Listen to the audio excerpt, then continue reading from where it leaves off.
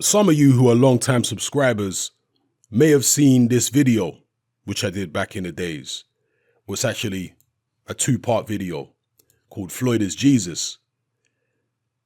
And in this video, I basically did a satirical impression of a Floyd Mayweather fanatic. I was basically poking fun at the extreme fanaticism that I witnessed and encountered among Mayweather supporters. It had got to the point where Mayweather had reached virtually godlike status among many of his fans, and they would not hear a single bad word said about him. It became very cultish, very Waco, Texas, very David Koresh. There was even reports of people being murdered over arguments about Floyd Mayweather in the United States. That's how deep it got. So I thought I had to use humor to address the madness and show people how irrational, illogical, and just straight up silly they were being in the way they were deifying this boxer, Floyd Mayweather. Literally, in their minds, Mayweather could do no wrong at all, and anybody who came out and criticized him would be pounced upon and called all kinds of names and attacked and trolled. Trust me, my channel, I got trolled the hell out of. I got attacked and people were making all kind of videos about me and calling me every name under the sun because I dared to take an objective approach and actually criticize Floyd Mayweather. And as I've said on my channel for many years, no fighter is below praise and no fighter is above criticism. I don't care who it is, not even Mayweather. And Mayweather is or was a great fighter. But he wasn't infallible. He wasn't somebody who never did anything wrong. And this is the crucial part. As great a boxer as Mayweather was, that doesn't mean that he's a great human being.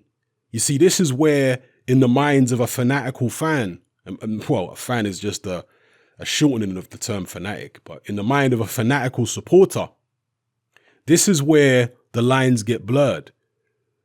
They have a boxer or any kind of celebrity, any kind of public figure, and they admire them, they support them, and in their mind, they start to believe that they actually know this person, that they know what they're like in real life.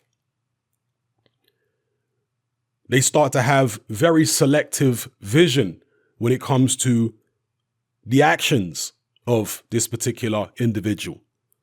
And this is an aspect of the human psyche, which is ubiquitous in every culture around the world, whether it's a religious culture, a non-religious culture, an advanced culture, or a so-called primitive culture. The majority of human beings have a propensity towards tribalism. Now, in the third world, they still have tribes. In the developed nations, in the Western world, tribes have largely been destroyed. I'm talking about among the natives. But the desire for tribal belonging has been replaced by things like football teams in the Western world, or political parties, social movements, people who follow a certain subculture in music, or people who follow celebrity boxers. This is where people all around the world, but specifically in the West, now go to fulfill their tribal yearnings. They rally around a particular boxer. Back in the days, it would have been a tribal leader. Now we've got celebrities acting in that role, whether they realize it or not, whether they want it or not. This is an innate aspect of human nature, is the desire to worship, the desire to put other people or entities up on a pedestal and worship them and see them as having transcended humanity. Hopefully I'm not getting too deep for you guys here. I normally talk like this on Patreon and not so much on YouTube. But because of this, people have an unrealistic view on, of many of these celebrities, boxers, whatever the case may be, who they support. They think this guy is a great man, and anybody who says anything bad about him is a hater, and he must be It's a hive mind. It's a herd mentality. It's a sheep mentality to think of a human being who you've never met, who you don't know, in this way. And that's what I was mocking in this satirical video that I did, this two-parter, back in 2012. This was at the height of Mayweather's fame and success, 2012. And of course, at the time, you also had the Pacquiao fanatics and fanatics of many other fighters. And I've pretty much been attacked by every fan base over the years because I do keep it objective, because sooner or later, I'm going to come round and say things about the fighter who you support that you don't want to hear. Not because I'm being horrible, not because I don't respect fighters. I do respect fighters. But here's the thing. I respect fighters as fighters. I understand that I don't know these people. And to be honest with you, nor do I want to. My approach to boxing is I'm watching this man, be it Mayweather, be it Deontay Wilder, Tyson Fury, Artur Beterbiev, Joshua. I'm watching these guys as a form of entertainment. I'm watching them punch another man in the face for my entertainment. That's it. It's no deeper than that for me, 99.9% of the time. I don't know Anthony Joshua. I don't want to know Anthony Joshua. I've got friends in real life. I don't feel like the need to seek out this man and I don't give a damn about that. I watch Joshua, Wilder, Fury, all these guys because I like boxing. So I watch them do what they're best at doing, which is punching other men in the face. I don't want to invite them round for tea. I don't want to go out for a pint with them. I take them for what they are, which is boxers, people who I don't know. You see, I understand that many boxers will put on a public persona in order to sell themselves to whatever demographic. I'm very aware of this. Unless you know them personally and you've been around them day in, day out, how on earth could you sit there and say, this person is definitely a great person in real life and I want to be this person's friend and we'll go for a pint and we'll do... People can put on a persona, and not just for the cameras, even in person they can put on a persona to the public. Of course they can.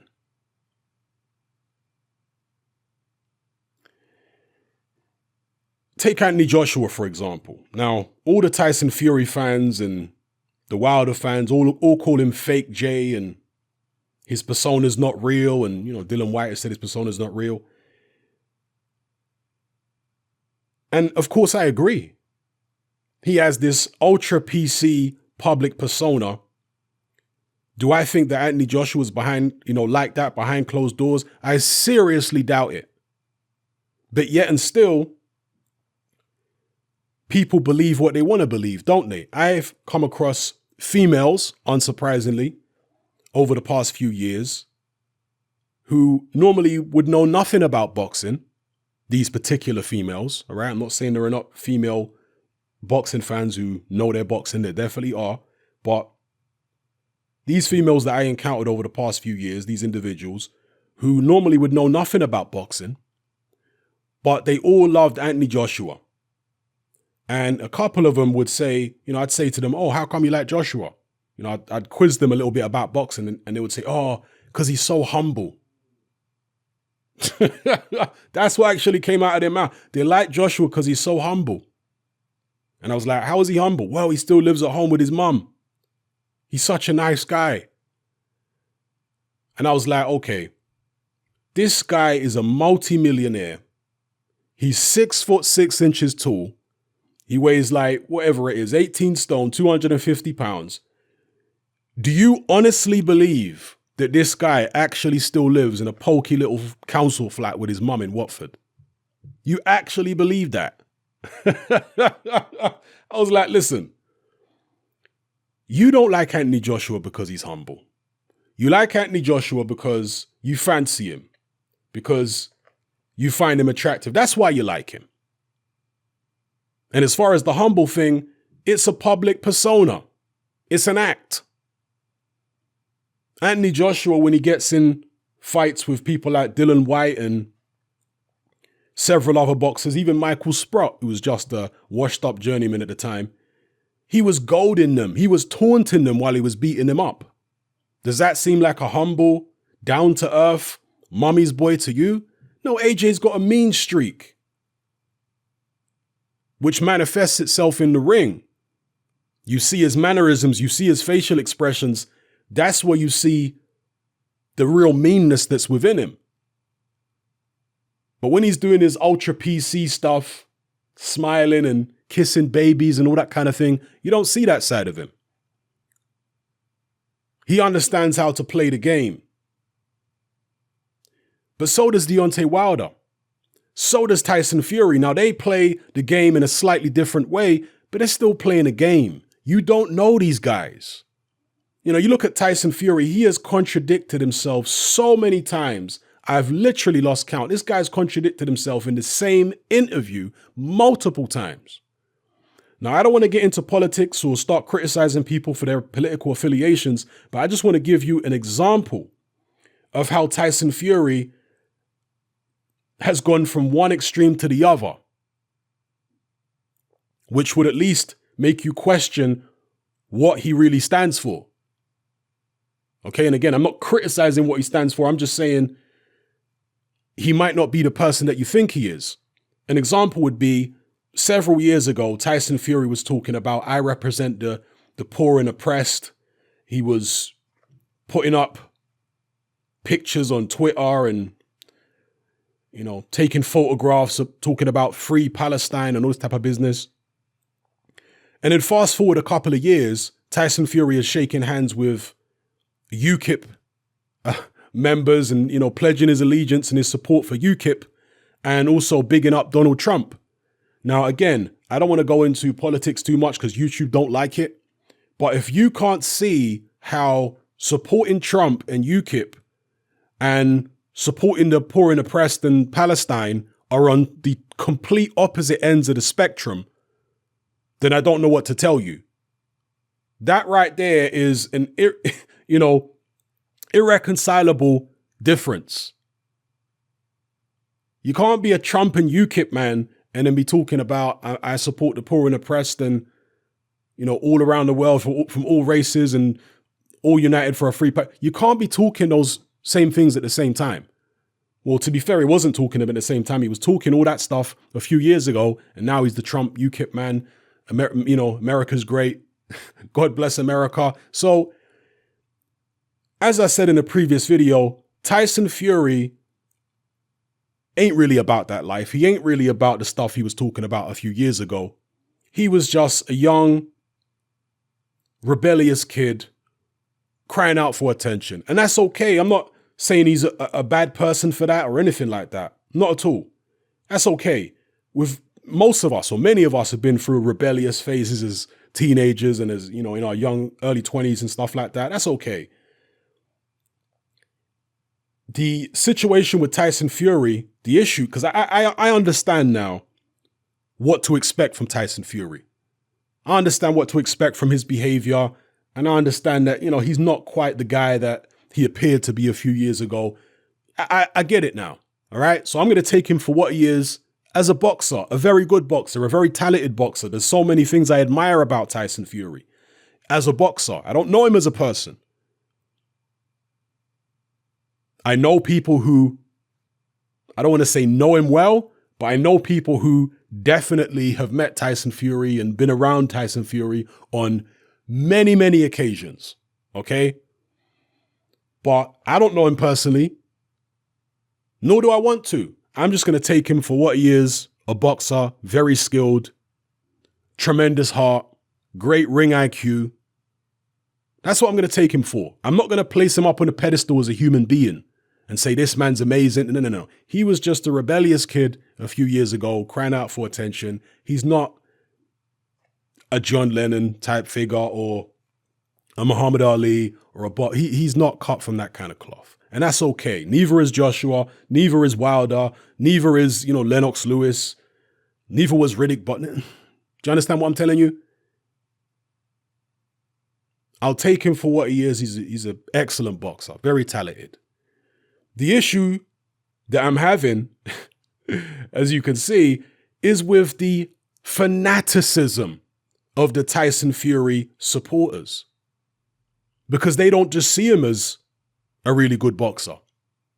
They can't separate the Tyson Fury persona. They can't separate Tyson Fury the man from Tyson Fury the boxer. They can't do it.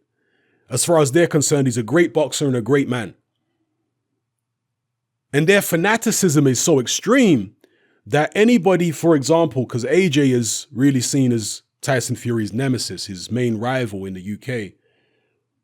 And their fanaticism is so extreme that unless you ridicule Anthony Joshua and make out as though he hasn't achieved anything worth a damn in his boxing career and he is an absolute fraud and a fake and a joker, unless you come from that perspective, then you must be an AJ fanboy. As far as they're concerned, you're not allowed to give AJ credit for anything. If you do, you're a fanboy. I mean, is that an objective mindset? Is that a rational or logical mindset? You tell me. But this is the attitude that the vast majority of the Fury fanatics have. It is very cultish. Again, this is the aspect of human psychology, which is ubiquitous. Very cultish, very David Koresh, very Waco, Texas. That's where it's getting now with Tyson Fury and his fan base. They're acting like this man can walk on water, turn water into wine, feed the 5,000 with a fish and a loaf of bread, or whatever it was, heal the sick. He's like Mother Teresa, Jesus Christ, Mahatma Gandhi, all rolled into one in the eyes of many Fury. It's getting out of control now. They're acting like Tyson Fury has never told a lie publicly. They're acting like Tyson Fury has never misled people. They're acting like Tyson Fury, never failed a drug test. They're acting like the man is infallible. It's cultish. It's a cultish mentality. Just like back in the days when I had to endure the wrath of the Mayweather fanatics. These people were not in their rational minds. Many of them weren't capable of being rational. And so I had to take the heat from these people for several years. And that's okay. I put myself in that position. I chose to come from an objective point of view. I saw a comment from somebody a few weeks ago on one of my videos where they said, Hatman, you just love being contrarian. You just love going against whatever's popular just for the sake of it. Just for views. No, sir, that's not what I do. In fact, quite the opposite. If I wanted views, the easiest way for me to get views is just to turn this channel into a dedicated fanboy channel for a particular fighter. That's all I would have to do for views. Never criticize that fighter. Always big them up. Always trash their opposition. That would be the best way for me to build this channel. But what you'll find is I've criticized all of the top heavyweights, from AJ to Wilder to Fury to Miller to Povetkin, all of them.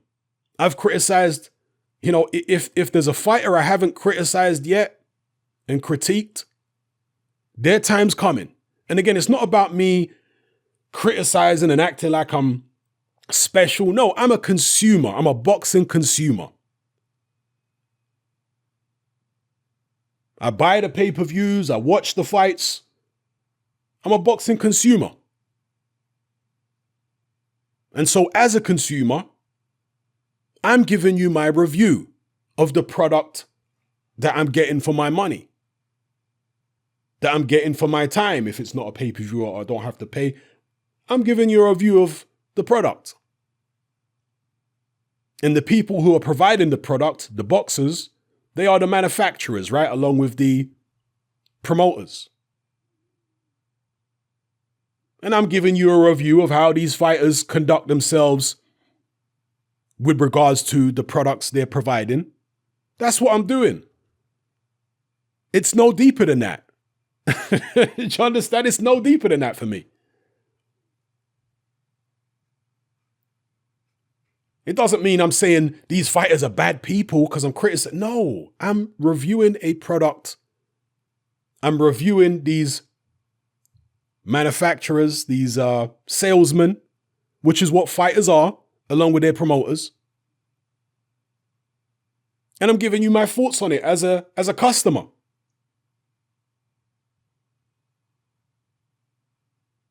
I want to be entertained. And that's what I watch boxing for, entertainment. I don't want to meet these guys. I don't want to invite them around to my house. I don't want them to come meet my family, hang out with them, go fishing, go to the pub for a pint. I'm not interested in doing that with any of these fighters. Not interested. I do know fighters, okay? If I meet a fighter through the natural course of, socially interacting, and I think, okay, yeah, this guy's cool. We can hang out and, have some kind of association. Yeah. If it's an organic process like that, then cool. But I'm not a celebrity worshiper. I've been at certain boxing shows, and it still amazes me to this day to see this. And I mean no disrespect, but there are certain aspects of human behavior that just fascinate me and baffle me. But I remember being at many boxing shows, and you'll see some of the same faces at every show. And not only the shows, sometimes at the public workouts and stuff like that, you'll see the same faces. And I'm not talking about the press, all right? I'm talking about fans. And you'll get these dedicated groups of fans who go around collecting autographs. Now, if you're doing it as a hustle and you're trying to make money collecting autographs, fair enough. I can't knock your hustle. But a lot of these autograph hunters and collectors, they're like train spotters. They're not even doing it for the money. Some of them are, but a lot of them, they genuinely get a thrill from meeting these celebrity boxers and getting their autographs, and they put their autograph up on their mantelpiece and, oh my God, it's like, and again, I don't want to disrespect any of you guys out here, all right? But I see people on social media posting up pictures of, oh, this is when I met Mike Tyson. This is when I met Roy Jones, Sugar Ray Leonard. Oh, greatest day of my life. Like, my mind doesn't work like that. Do you understand what I'm saying? Like, I don't care about meeting Tyson or Roy Jones or any of these people. Like, how is that going to enhance my life? These are just human beings. Yes, they were great at boxing. And if I meet a fighter who I think was a great fighter and they have boxing knowledge, I might pick their brains for boxing knowledge. But as a human being, I don't feel like this was some profound experience because I met a great human being. No, I met a guy who's good at punching people in the face. It doesn't mean he's a special human being. It doesn't mean he's a demigod. He's very good at punching people in the face. That's it. Other than that, I don't really know too much about what he's like in his day-to-day life. I just know he's good at punching people in the face. So I don't get starstruck and, oh, this is so amazing. It's such a profound experience when I met this all-time great boxer. I'm not going to put, in my house, there are no pictures of boxers on the wall. And I've met many fighters. in gyms, at shows, all kinds of stuff. Bumped into all kind of different people. I ain't got no autographs. I ain't got no selfies with them. I ain't got no pictures on the wall. None of that. Because for me, it's just not that deep. It's really not. It's not that deep. When it comes to fighters, I try and stick to judging them as fighters. With the product they're providing, with how they interact with their peers, which way they're moving their career, so on and so forth. This is what I overwhelmingly, 99.9% of the time, try and stick to.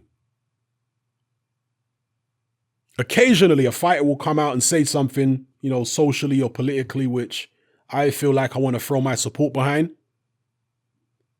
And I've done that with Tyson Fury in the past. Any of you who are longtime subscribers will know that back in the days when Fury was coming from a different perspective, I threw my support behind certain things that he said. Not everything, but certain things. And I also threw my support behind the fact that he was willing to speak his mind. Even if I didn't agree with everything he said, the fact that he was willing to speak his mind in this age of political correctness. But situations like that, where I throw my support behind a fighter for something that is non-boxing related, are very, very rare and few and far between. The vast majority of the time, I'm very objective about the situation. It's a transaction. Now, that doesn't mean I'm cold. That doesn't mean I don't care about the fighters. If you look at the situation with Adonis Stevenson recently, I was very sympathetic to that situation and to what's happened to him and what's happening to his family right now. Again, I don't know Adonis Stevenson, never met the man in my life, never had a conversation with him. But as somebody who gets in the ring to provide me entertainment and risks his life to do so, when a tragedy happens and he gets terribly injured the way he has been, I'm a human being. I'm not a sociopath. I'm not a of course I'm going to have sympathy with a situation like that. These people are warriors. Fury, Joshua, Dylan White, Derek, these people are warriors, okay? It's not the average person who can get in the ring in front of thousands of people watching and sometimes millions, watching on TV and deal with all that pressure and still be able to perform. It's not the average human being who can do that. And in fact, I'm going to do a separate video about narcissism. And what has inspired me to make this separate video about narcissism was an interview that I saw maybe a month or so ago with Adam Booth. And Adam Booth is somebody, to my understanding, who has a degree in sports psychology. And Adam Booth said there is a lot of narcissists in boxing. And he wasn't just talking about promoters and managers, he was talking about fighters, narcissistic fighters. But there's a reason why there are so many narcissistic fighters. And I'll talk about that in a separate video. There's a very good reason why there are so many. But back to the topic of this video, the cultish-like worship that a lot of fans have, the way they cultishly worship these fighters, celebrities, singers, politicians, social activists, scientists, you name it. I mean, you look at atheists, for example, they worship people. Oh, yes, they do. They have their scientists and they have their leaders of their community who they worship in a cultish fashion. It's just the way human beings are in every society. It's how human beings are. I'm not saying all human beings, but a very large proportion of them are like this to one degree or another. It's a spectrum, right? Not everybody is equally as feverish in their desire to worship. Some people more so than others, but most people, I would say, to some extent or another, that's how they are.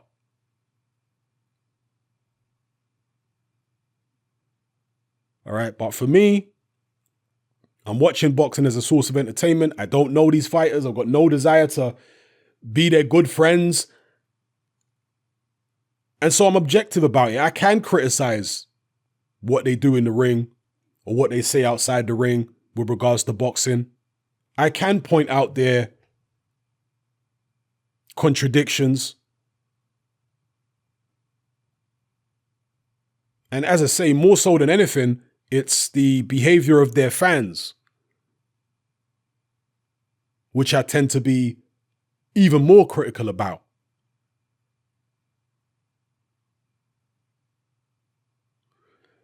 So yeah, at the moment, it's the cult of Tyson Fury, the deification of the man, placing him up on a pedestal, acting like he's never told a lie, man of the people. He give you the shirt off his back and the shoes off his feet. And I'm not saying he hasn't done that. I'm not saying he's never done good things in his life. But if you think that this man hasn't lied, if you think that this man doesn't have flaws in his personality which would lead him to behave in a dishonest way, then I don't know what else to tell you, man. You're deluded. If you think Audley Harrison and Amir Khan are deluded, well, boy, they ain't got nothing on you. If you're putting Tyson Fury up on his pedestal and ignoring all of the contradictions, ignoring all of the times that he has bent the truth, to say the least, ignoring the envy that he's shown, ignoring the hypocrisy. Yeah, you want to ignore all that.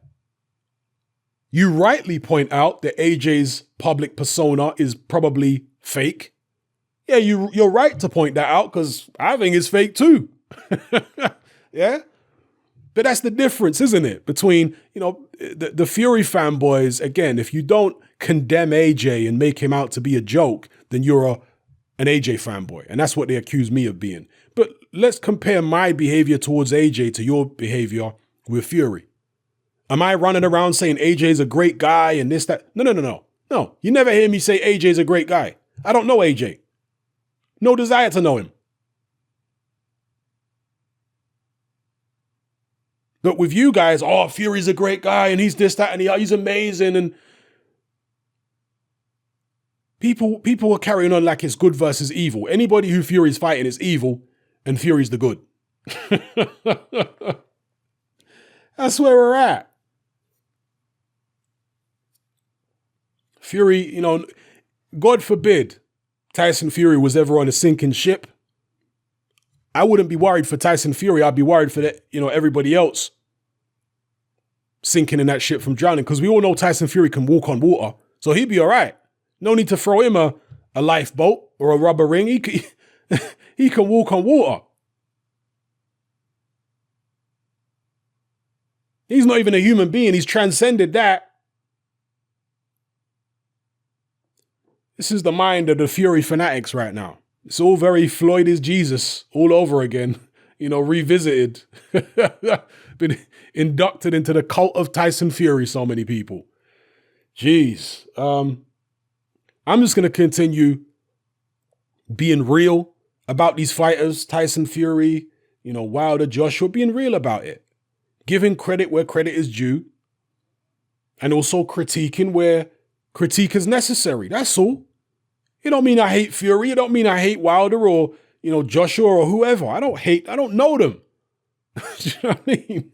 I'm just reviewing them as salesmen, them as manufacturers and the product that they deliver. That's all it is.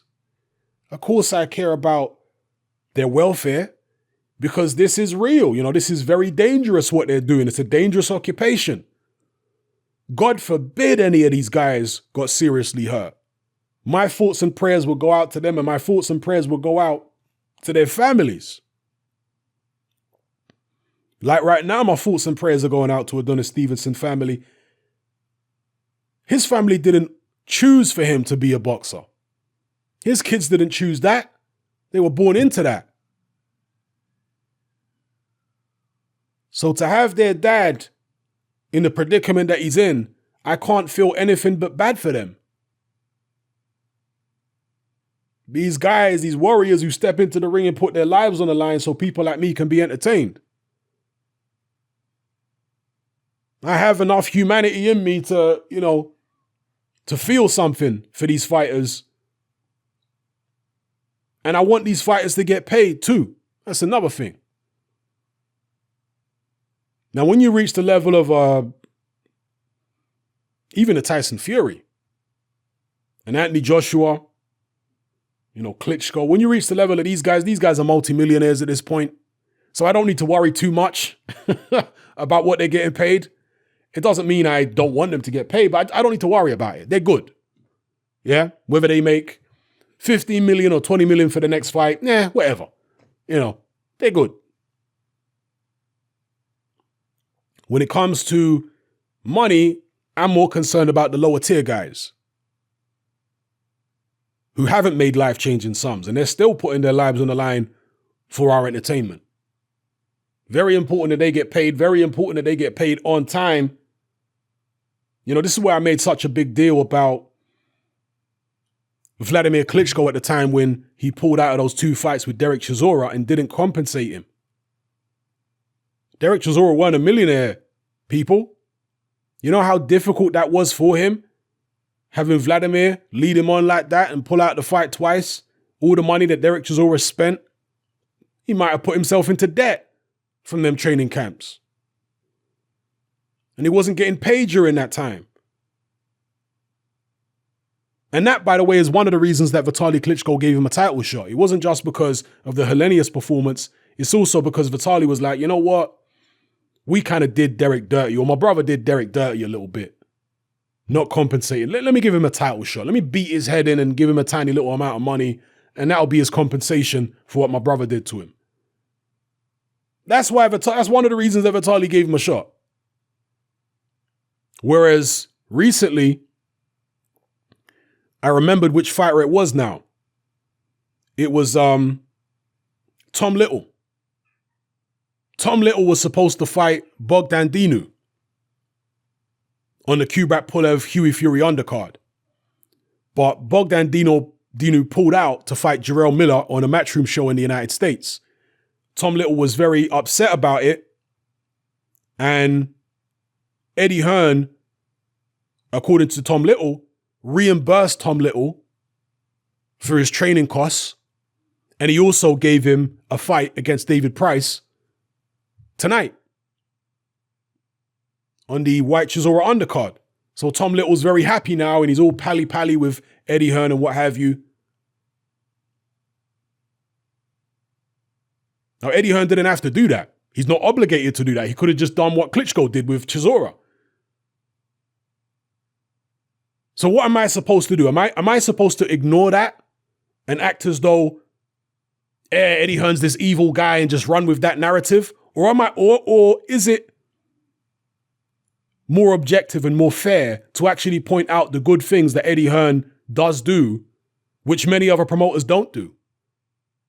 Like, I know so many of you guys hate Eddie Hearn and you just want to trash him all the time. What happens when he does something good for a fighter?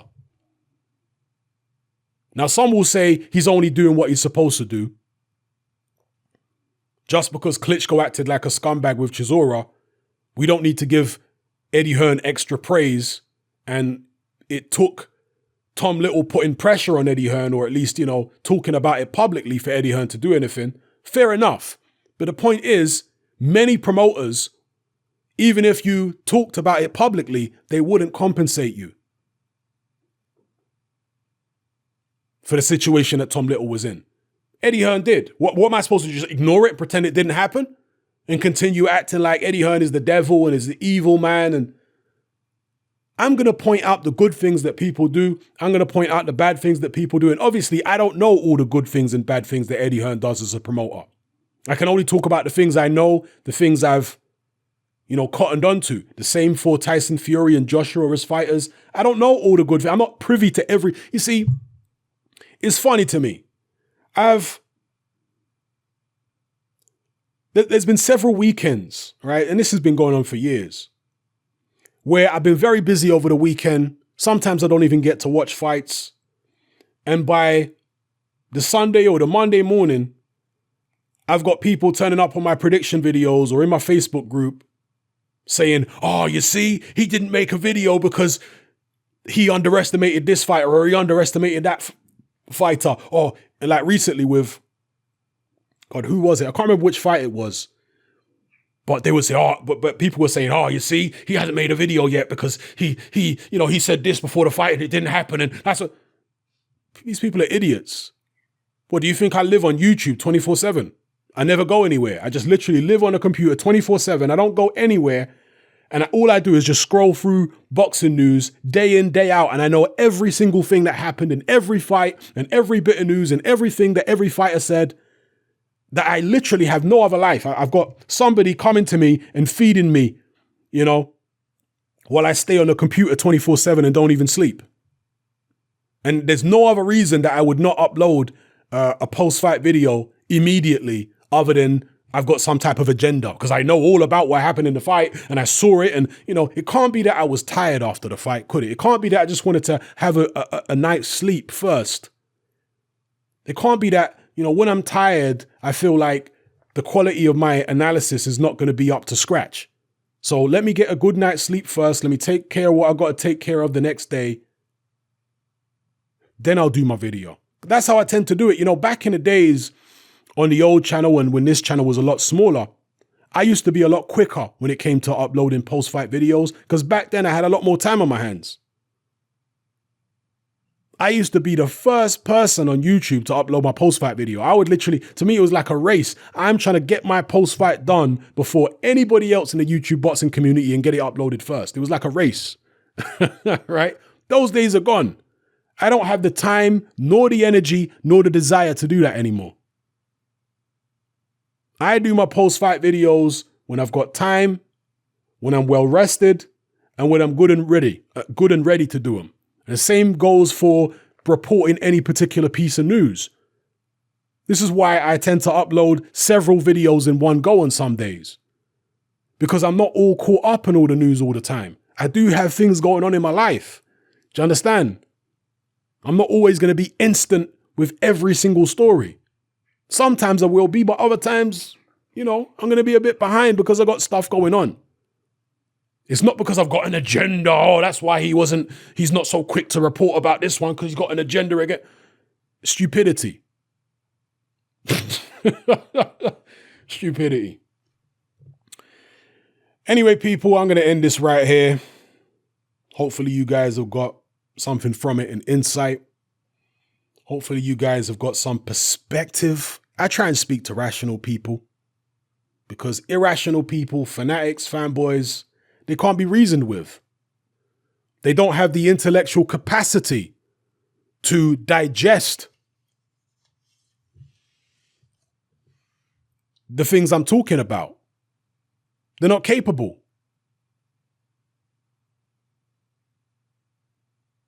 We are not all intellectually or physically capable.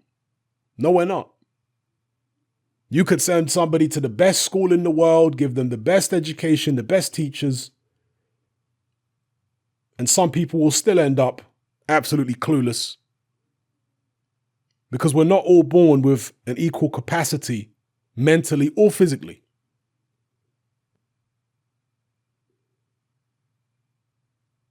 And that's why, however successful you are in life, a lot of it has to do with luck. Not just hard work, but luck. I'll probably do a Patreon about this. But yeah, it has a lot to do with luck. Hard work plays a part, of course it does. But I can tell you for a fact, there are people who have worked much harder than me. And they don't have a fraction of what I have. Older than me. Been working harder for longer, chasing their dreams, and they haven't achieved them. Why? Because they weren't as fortunate as me. Have I worked hard? Hell yeah. I've worked hard. But there's people who worked a lot harder than me, a lot more dedicated than me, chased the dream more than me, but they weren't in the right place at the right time, doing the right thing among the right people with the right level of talent. That's why the saying life ain't fair is so true. It ain't fair. It's a luck of the draw. You got to be born at the right place at the right time, doing the right thing around the right people with the right kind of talent to reach the top in this life. That's why I'm so grateful. And I'm not a millionaire. I'm not, anybody special, but I'm doing relatively okay in my life. I'm doing pretty decent, and I'm very grateful for that. I feel very lucky to have what I have. Yeah, I've worked hard, but I feel lucky too. And there are many other people, of course, who haven't worked as hard as me, who have got far more than me and were able to get it at a far younger age. Either because they were more lucky than me, and well, it's all luck, isn't it? If you're more talented than me, that means you're more lucky than me. Because there are certain talents, there are certain innate talents or innate tendencies that most people have. There are innate aptitudes. That's the word I was looking for. There are certain aptitudes that people have.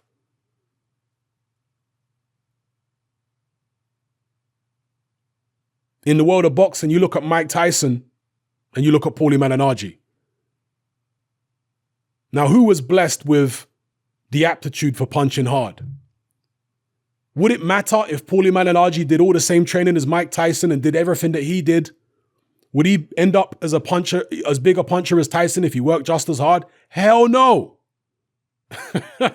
Hell no. Tyson was just way luckier genetically than Paulie Malignaggi when it came to being able to punch hard. He was just way more lucky. It's a luck of the draw, bro. So a lot of success in life just comes down to luck. That's why you have to be grateful. That's why you can't be arrogant and act like, oh, I'm here and I've achieved what I've achieved because I'm just so great. And anybody who hasn't done what I've done, well, they don't deserve it because they're lazy or they don't work. This is a very short-sighted attitude. Anyway, I'm veering way off the topic of boxing and way off the topic of this video, which is, of course, the cult of Tyson Fury, the fanaticism which has emerged. These sheep-like, drone-like zombies who are now coming out in droves, descended upon YouTube like a swarm of locusts, attacking anyone who has the audacity to act as though Tyson Fury is not the reincarnation of Jesus. I mean, that's pretty much where we're at this point, with how absurd the deification of Tyson Fury has gotten. I take him for what he is, excellent boxer, talented man. But that's it. He's a flawed human being. He tells lies. He manipulates. He puts on a persona. He sells himself as a salesman. Yeah, he does that. I ain't judging him for it. David Haye did it. AJ does it. You know what I mean? Deontay Wilder does it. Sometimes it can be entertaining. Sometimes it can be annoying too. I mean, I always found David Haye's sales pitch to be very entertaining. Hilarious, outrageous, but very entertaining. I knew it was a sales pitch. Most of the time anyway. Sometimes as good as a salesman as David Haye is, once or twice in his career, he did reel me in. I'm not going to lie. He did reel me in a couple times. But, when you look back at David Haye's career, he's a salesman. He was a great salesman. Talked loads of rubbish, told loads of lies. But he's a great salesman, And Tyson Fury's a salesman too. He's using certain things to sell himself to the public, to endear himself to the fans, to make himself out to be a man of the people. And to some extent, he may be a down-to-earth character to some extent. Yeah, I'm sure he is. But, people go over the top, way over the top, and they've got very selective vision and selective hearing when it comes to Tyson Fury's behavior, the contradictions, the mistruths, the misdirections, all that kind of stuff. Very, very selective when it comes to that kind of thing with him. So anyway, I'm going to leave it here, people. I've been rambling on for too long. Let me know what you think in the comment section below. I'm out. And oh yeah, stay tuned for the video about narcissism. I'll explain why there are so many narcissists in boxing, why so many top fighters have narcissistic tendencies. And by the way, narcissistic tendencies, you have to include Tyson Fury in that. You have to include the Eubanks in that. You have to include Carl Froch in that. You have to include Muhammad Ali. You know, the great Muhammad Ali, hey, that dude had some serious narcissism in him. There's no doubt. As funny as he was, as charismatic as Ali was, you're not going to try to tell me he weren't narcissistic. So I'll be talking about why there are so many narcissists. I mean, Floyd Mayweather, huge narcissist. Why are there so many narcissists at the top level in boxing? I'll be explaining that in the video that I do about it, all right? So yeah, until next time, people, I'm out. Join me on Patreon. I upload a minimum of 2 podcasts every single week, covering a wide variety of controversial topics, as well as live stream Q&A sessions. Take a look on screen right now at some of the podcasts I've produced so far. For just $3 a month, the equivalent of about £2 a month, you get access to all my new podcasts and my entire back catalogue of past podcasts, including my popular Confessions of a Nightclub Bouncer series. You can listen on your computer or on your smartphone or tablet by downloading the Patreon app from the Google Play Store or the App Store for free. The Patreon app also allows you to download each podcast in MP3. For less than the price of a cup of coffee, you get access to dozens of hours of exclusive content. It's easy to sign up, there's no contract, and you can cancel at any time. So come and join our community of free and critical thinkers by signing up with me here on Patreon today.